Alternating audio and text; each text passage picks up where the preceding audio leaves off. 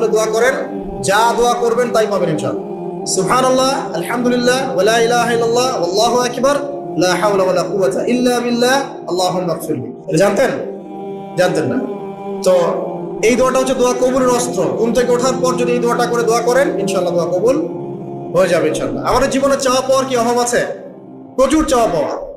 বৈধ চাওয়া পাওয়া গুলোকে পাওয়ার জন্য আল্লাহর সাথে সম্পর্ক করতে হয়, আর আল্লাহ পাকের সাথে সম্পর্কে কিছু ওসিলা মাধ্যম লাগে। এই দোয়াগুলো হলো মাধ্যম, আমলগুলো হচ্ছে মাধ্যম।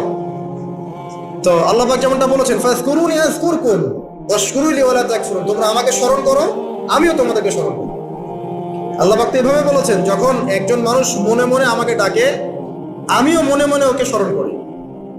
মনে করেন আপনি মনে মনে আল্লাহকে বলছেন, আল্লাহ আমি অসুস্থ, আমাকে শেফা দাও, বা আমার রিজিকের টেনশন আছে, আমার রিজিকের টেনশন দূর করে দাও, আল্লাহ আমাকে হেফাজত করো, আল্লাহ আমাকে দিনের জ্ঞান দাও, তোমার আনুগত্য করার তৌফিক দাও। যে মনে মনে আপনি আল্লাহকে ডাকছেন, নিঃসন্দেহে ওই মুহূর্তে আল্লাহ পাক আপনাকে স্মরণ করছে।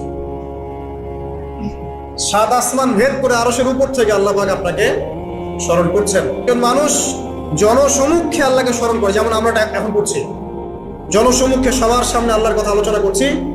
আল্লাহ পাক বলছেন, আমিও তখন এর চেয়ে অনেক উত্তম জনসমাবেশে ওই বান্দাদের কথা স্মরণ করব। এই মুহূর্তে আল্লাহ পাক আমাদের কথা স্মরণ করছেন। আমাদের কোনো ফিলিংস আছে? আল্লাহ আমাদের কথা স্মরণ করছেন, ওই যে যুবক ছেলে বসে বসে ফোন টিপছে, কোনো ফিলিংস আছে? মানে মনস্তাত্ত্বিক ভাবে অন্তরে যখন নূর থাকে না, পাপ করতে করতে যখন অন্তরটা কলুষিত হয়ে যায়, কোনো ফিলিংস কাজ করে না। খুন করবে, কোনো ফিলিংস নাই। সুদ খাচ্ছে, কোনো ফিলিংস নাই। জেনা করছে ডেইলি, কোনো ফিলিংস নাই। দেখবেন ঘুষ নিচ্ছে, দুর্নীতি করছে, মানুষের সম্পদ আত্মসাৎ করছে, যারা বলবেন ফিলিংসও নাই, এমন একটা পাপ করছে। কখন এরকম হয় জানেন? যখন এক কথায়, যখন মানুষ পাপ করতে করতে করতে করতে, এই যে কলম বলে একটা কথা আছে, এই কলমের উপরে কালো কুৎসিত একটা মরিচা পড়ে যায়, তখন আর ফিলিংস কাজ করে। তো ফিলিংস কাজ করানোর বুদ্ধি কি? দুইটা বুদ্ধি আছে। এক, বেশি বেশি কোরআন তেলাওয়াত করা, তাহলে অন্তরের মরিচা দূর হয়ে যাবে ইনশাআল্লাহ। আর দুই হচ্ছে বেশি বেশি মৃত্যুর কথা স্মরণ করা, তাহলে মনের মধ্যে যে কালিমাগুলো আছে আস্তে আস্তে দূর হবে ইনশাআল্লাহ। যে টেবিলের তল দিয়ে ঘুষ নিচ্ছে, ও স্মরণ করে মধ্যে কথা। যে মেয়েটা বোরখা পরে যে ডেটিং করে বেড়াচ্ছে, জেনা করে বেড়াচ্ছে, ও কি মৃত্যুর কথা স্মরণ করে?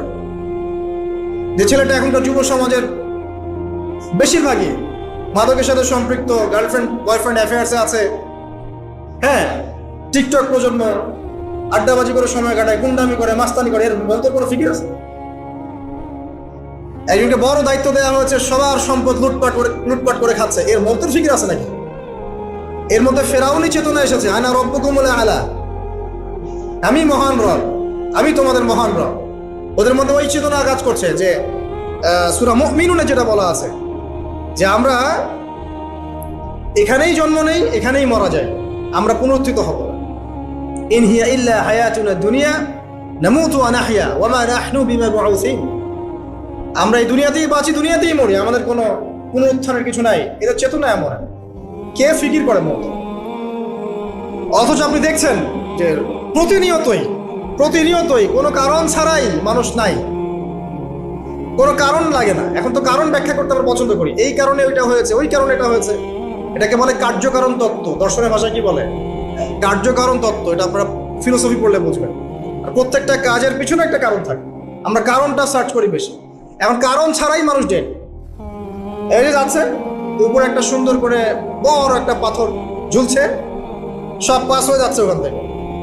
মানে রাস্তায় কাজ চলছে, উপরে আবার এটা ঝুলছেও, আর মানুষ আবার অন্য দিয়ে যাতায়াত করছে। তো যারা রাখছে ওদের ইন্টেলেকচুয়াল অবস্থা চিন্তা করেন, আর যারা আমরা তল দিয়ে যাচ্ছি তারও অবস্থা চিন্তা করেন। বুদ্ধিভিত্তিক ভাবে আমরা কোন জায়গায় চিন্তা করেন? মানে মানুষ বিজি রোড দিয়ে যাচ্ছে, ওখানেই কাজ হচ্ছে, আবার যেখানে কাজ হচ্ছে দেখছি সেখানে আমরাও আবার তল দিয়ে যাচ্ছি। সবাই পাস হয়ে গেল, যাদের তাকদিরে লেখা ছিল মম, একদম মুহূর্তের মধ্যে শেষ। কি কারণ ব্যাখ্যা করবেন? কোনো সায়েন্স দিয়ে ব্যাখ্যা করতে পারবেন? পারবেন না। ওই ময়মনসিংহে ওই যে মহিলারা যাচ্ছে, ট্রাক মেরে দিয়ে চলে গেল, মহিলার পেট ফেটে বাচ্চা বের হয়ে গেল, বাচ্চা জীবিত, মা ডেড। সায়েন্স দিয়ে ব্যাখ্যা করতে পারবেন? এটাই তাকদির। একেই বলে তাকদির, যেটাকে সায়েন্স দিয়ে ব্যাখ্যা করা যায় না, বিজ্ঞান দিয়ে ব্যাখ্যা করা যায় না। এরকম ঘটনা কত ঘটছে অহরহ। দুজন বসে আছে, হাজব্যান্ড ওয়াইফ, হাজব্যান্ডের যাওয়ার কথা, হাজব্যান্ড ওয়াইফের গাড়িতে বসছে আর ওয়াইফ হাজব্যান্ডের গাড়ি ড্রাইভ করছে। আর এই হাজব্যান্ডের দুশ্মন যে ছিল সে টার্গেট করেছিল যে ওই লোকটাকে গুলি করে মারবে রাস্তায়। যেহেতু ওয়াইফ হাজব্যান্ডের গাড়ি ড্রাইভ করছে, রাস্তায় ওয়াইফ ডেড, হাজব্যান্ড জীবিত। তাকদির। তো তাকদিরকে কি আপনি এই ভাগ্যটা কি আপনি সায়েন্স দিয়ে ব্যাখ্যা করতে পারবেন? সম্ভব? অহরহ এরকম মৌতের ঘটনা ঘটছে। তারপরেও দেখবেন যুবকদের এই বিলাসিতা, এই মানে আড্ডাবাজি, মেয়েদের পিছনে ঘোরা, এই যে মাদক সেবন করা, টিকটক করা, বুদ্ধি প্রতিবন্ধী প্রজন্মের মতো, এগুলো থামছে না। কোনো শিক্ষাই তারা নিতে যাচ্ছে না। বয়স হয়ে গেছে, অনেক বয়স, দেখবেন ওই যে চায়ের দোকানে বসে ক্যারাম খেলছে। বুড়া মানুষ, তার হায়াতের কতদিন বাকি আছে আল্লাহ ভালো জানেন। দেখবেন দিব্যি কোনো টেনশনই নাই, ক্যারাম বোর্ড খেলছে, লুডু খেলছে। দেখেন আর যে আপনাদের গ্রামাঞ্চলে যে চায়ের স্টলগুলো আছে, দেখবেন ওই যে টিভি ছেড়ে রেখে দিবে, ঘন্টার পর ঘন্টা টিভি চলছে, মানুষ চা খাবে 1 কাপ আর টিভি দেখবে 5 ঘন্টা। ওর যে হায়াতের কোনো মূল্যই তার কাছে নাই। আল্লাহ পাক তাকে একটা সময় দিয়ে পাঠিয়েছেন, কোনো ফিলিংসই নেই। অথচ মানুষ প্রতিদিন, দিনে রাতে, প্রত্যেক দিন মানুষ অহরহ মারা যাচ্ছে। যাদের ভিতরে মৌতের চিন্তা আছে তারা কিন্তু পাপ কম করলেও ফিরে আসে আল্লাহর দিকে, কারণ তাদের প্রতি মৌতের ফিকির আছে। আর যাদের মৃত্যুর কোনো চিন্তা নাই, তারা এই রাজনীতি বলেন, অর্থনীতি বলেন, সমাজনীতি বলেন, আর এই পরিবার আর ধর্ম বলেন, সমস্ত ক্ষেত্রে পাপ করে বেড়াবে, কোনো ফিকির নেই। আল্লাহ পাক আমাদেরকে মৌতের ফিকির করার তৌফিক দান করুন এবং পরকালের জীবনটাকে আসল জেনে দুনিয়ার কাজগুলো করার তৌফিক আল্লাহ পাক দান করুন। আসেন, তো এবার আপনি শুকরিয়া আদায় করছেন, আলহামদুলিল্লাহিল্লাযী আহইয়ানা বা'দা মা আমাতানা ওয়া ইলাইহিন নুশুর। আধা ঘন্টা আগে ঘুম থেকে উঠেছেন, এখন কি করবেন? বাথরুমে যাচ্ছেন। এই বাথরুম করাটা কি দুনিয়াবি কাজ না?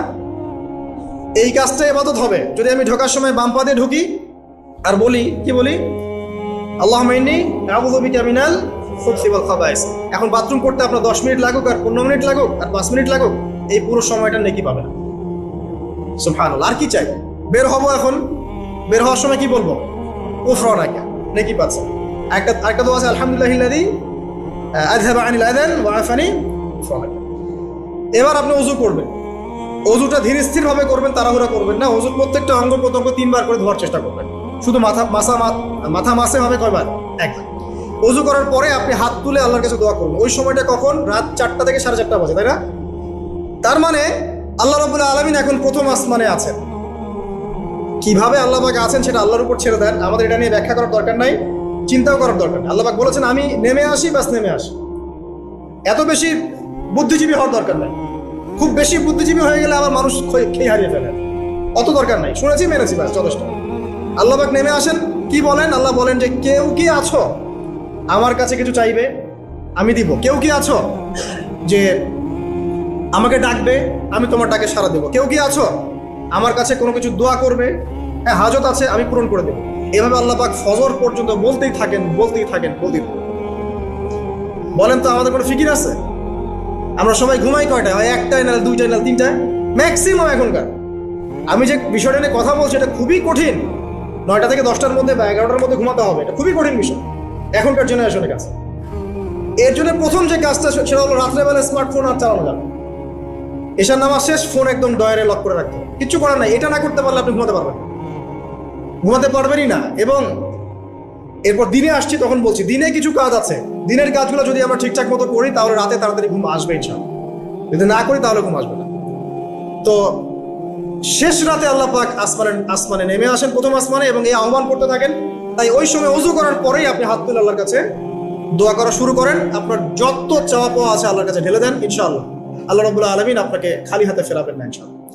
আল্লাহ পাক তো এমন করে বলেছেন যে কেউ হাত তুলেছে আল্লাহর কাছে আর আল্লাহ পাক সেটাকে খালি ফিরিয়ে দিবেন, এটাতে আল্লাহ লজ্জা বোধ হয়। কথা বুঝতে পারছেন? আমাদের যাদের অনেক সম্পদ আছে বা সামর্থ্য আছে এবং মন আছে বড়, তাদের কাছে যখন কেউ সাহায্য চায় আপনার খালি ফিরেতে লজ্জা লাগে না? আপনার মনে হয় না যে চাইলো এত করে কিভাবে না করে ফিরাই? আছে না এমন মানুষ? আছে না? আসলে দান সৎকা করার জন্য সম্পদ লাগে না, দান সৎকা করার জন্য মন লাগে। কি লাগে? মন লাগে। দেখবেন অনেক কোটি আল্লাহ আছে মানুষ দান সৎকা করতে পারে না, যাকাতই তো দেয় না, দান সৎকা করবে কি? বাংলাদেশে যত কোটিপতিগুলো আছে সবার থেকে জাকাত নেওয়া শুরু করলে এদেশে কোনো দারিদ্রতা বলে কিছু থাকবে না, ইনশাআল্লাহ থাকবেই না, এটাই বাস্তব। কে উদ্ধার করবে সেই টাকা?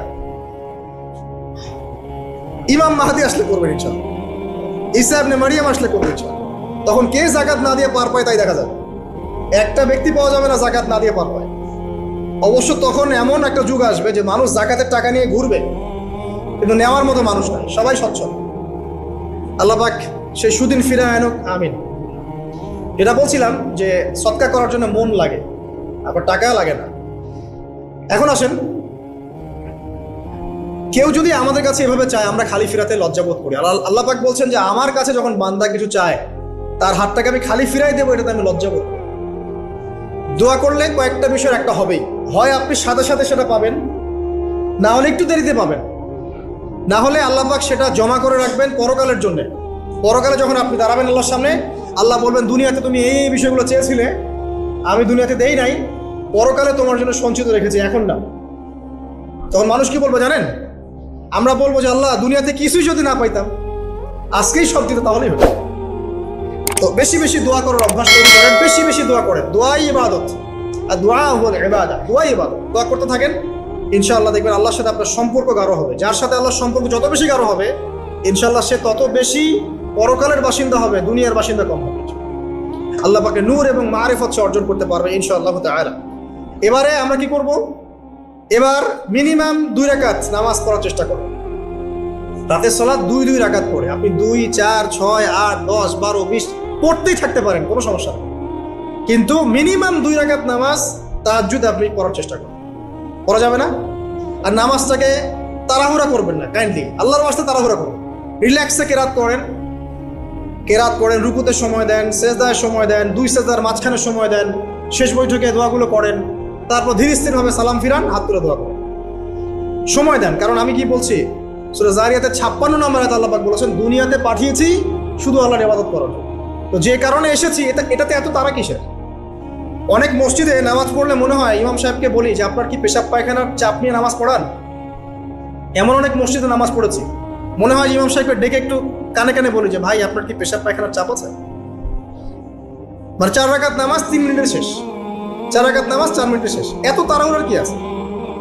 হ্যাঁ, জামাতে নামাজ সংক্ষিপ্ত করতে হয়, তাই বলে কি এত সংক্ষিপ্ত নাকি রুকু করার টাইম পাওয়া যায় না, সেজদা করার টাইম পাওয়া যায় না? নামাজে ধীর স্থিরতা এবং খুশুটা খুব ইম্পর্টেন্ট। নামাজে কোথায় হাত বাঁধলেন এটা নিয়ে তর্ক না করে, নামাজের একাগ্রতা মনোযোগ কতটুকু আসছে এটা নিয়ে তর্ক করেন। ভিতরের রুহটাই আসল, আধ্যাত্মিকত্বটাই আসল। হ্যাঁ, একজন ভাই হাত বেঁধেছে মনে করেন